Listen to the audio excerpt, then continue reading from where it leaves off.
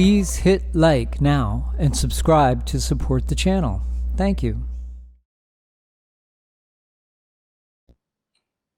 Hello, welcome to soulphotography.guru. Today we're going to just be getting familiar with Adobe Lightroom and be importing some images. So if we look here, Adobe Lightroom manages our images, and we have different areas to Lightroom. The area we're in right now is the library. It shows all the images that you have. Development is when you're going to work on an image. Map, book, slideshow, print, web. We're not going to talk about any of that, but we're just going to stay in the library and development for photo editing. So if you press on the tab key, you'll see both sides open up. On this side, you have a navigator where if you click on it, it will show the image that it's selected. And if you click on it again, it'll show wherever you choose up close to look at. So you can look around up close. If you double click, it'll bring you back out again. And if you press the G key, it will bring you to library. So these are shortcuts. The G key brings you to library. If you press the tab key, these go out and in. Also, if you take your cursor and you move it over to the left, that'll come out. If you take your cursor, it'll come in. If you take this and you click on this little arrow right here, right there, and you click on it, then this panel will stay out even if you move away from it. And if you go back over it and you click it again, it will come out and in automatically when you want. So you have that choice as to what you want. And if you click the tab again, the size will come in. If you click it again, they'll go away. So that's your navigation. This shows where you're at as far as what you're looking at. These are all photographs. Here's if I go to the previous import, that's going to show the last images that were imported. I'm going to go back to all images. Then in your folders down here, you have the hard drives that you're using. That's going to be your main hard drive. It's going to be the first one, the one to do with your computer. And then if you have hard drives plugged into your main computer, they'll show up underneath here. I keep all mine on a separate hard drive. So that's this right here. Down here you have import and export. Okay, so we are going to import today. We're not going to do exporting, but we will do importing. But before we do that, let's look at this side for a little bit. This side has to do with development mainly. You can change the photos in the library altogether. Like if I had these photos here and I select that, and then I press down Shift and select all those. If I wanted to change all of these at the same time, I could go over to this panel here. You can create presets to do certain things. We'll talk about that later. You can change the white balance to auto, daylight, cloudy if you want on all those images. You can change the color temperature from blue to yellow. You can change the tint. You can change tonal control or exposure if you want to make it bright. The one arrow will make it just a little brighter. The two arrows, it'll make it increments of one stop brighter, and this is 1/3 stop. So if I made them all brighter, you can see they all got a little brighter. If I go to one stop, they all got a lot brighter. Okay, And you can do the same with the arrows, with clarity, vibrance, and probably the best way to understand what these different things do is to mess around with them a little bit and just see. We'll get into the details of them a little later, but for now we're just going over just in general what these different areas are. So here you have keywording. You can put keywords that'll go with the different images. Here it picks up whatever you put in there, so you can go later on if you want. Here you have the file name, the title, the caption, and it's all self-explanatory here.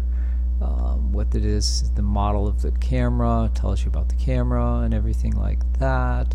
We're not going to get into any of that in particular right now. So basically, let's go to this side and go to importing. So we're going to import some images. When you click on import, it will give you the source of your import.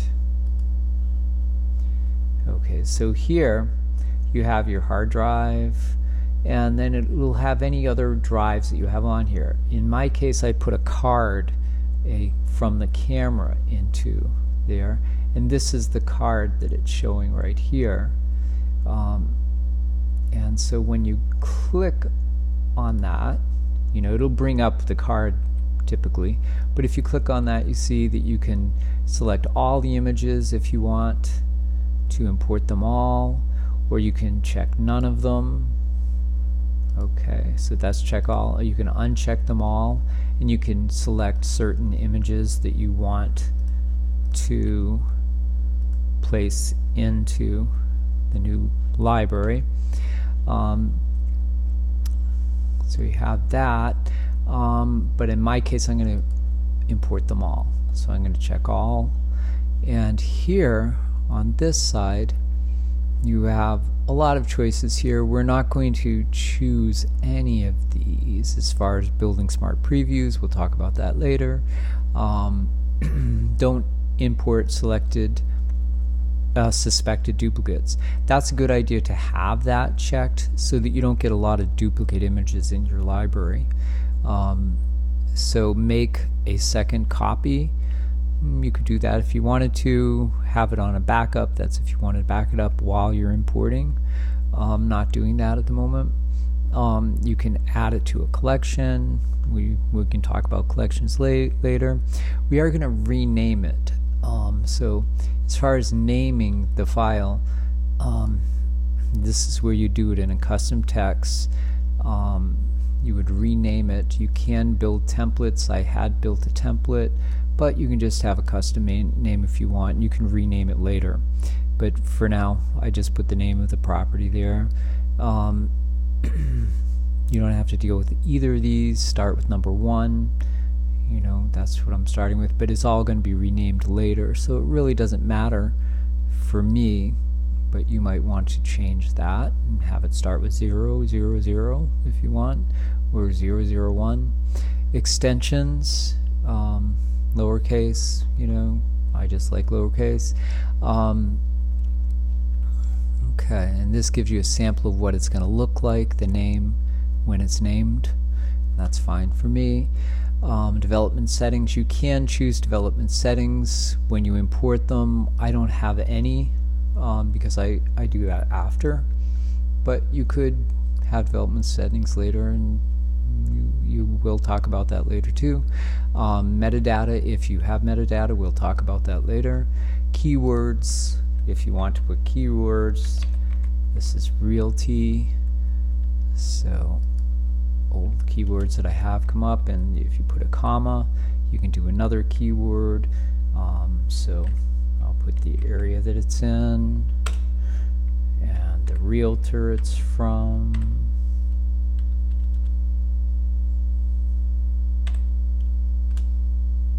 and that it's Realty. We already have that. Okay, so this a lot. If it were home, I'd put a home. So just so if I search I can find them, but we can get into keywords later as well. So up here you have where it's going to go to.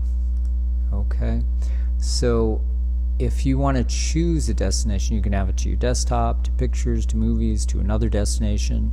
If it's a new thing, you would click another destination, and then you go to your drives in your computer, and you'd pick where you want it. In my case, I keep it on a hard drive called Realty, and I'm going to keep it in Photos, and then I'll search for a file that I've already made a folder for it, but you could make a new folder for it if you wanted to and name it something and put it in there.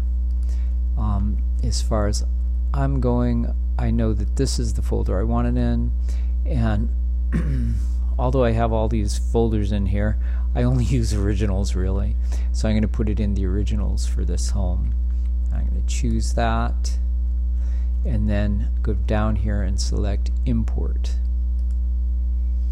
and it will copy and import all the photos. So while it does that, we'll take a little break until it does. Here we go, and then they'll just come in. They'll start to come in. Depending on how big the images are, it'll take a little bit to get them in. Once they get in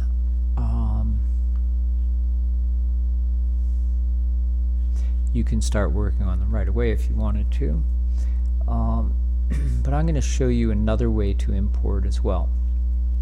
Okay, so I'm going to go out here. I'm going to go to all photographs.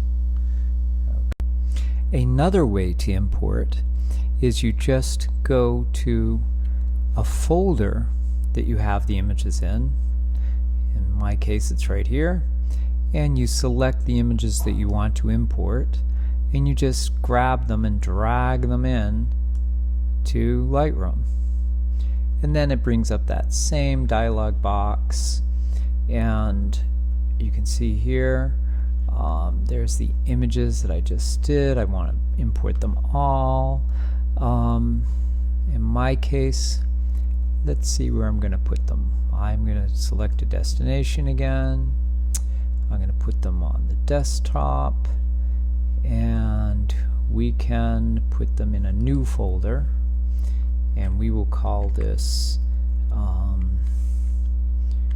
Realty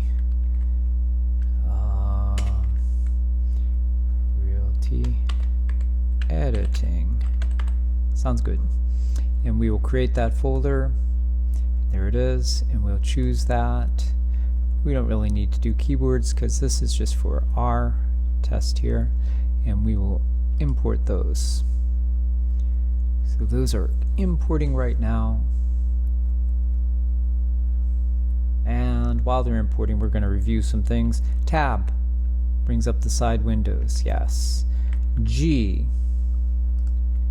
brings up the library. So we're in the library when we hit G. If we click on a picture and we want to get back to the library, we just touch G and we're back to the library. So if we click on another picture, we want to get back to the library, plus G, we're back to the library. Okay, that's it for importing really, and that'll get you going. I hope that was helpful, and next thing we're going to do is start with the development and work on the development of the images. Enjoy. Bye-bye.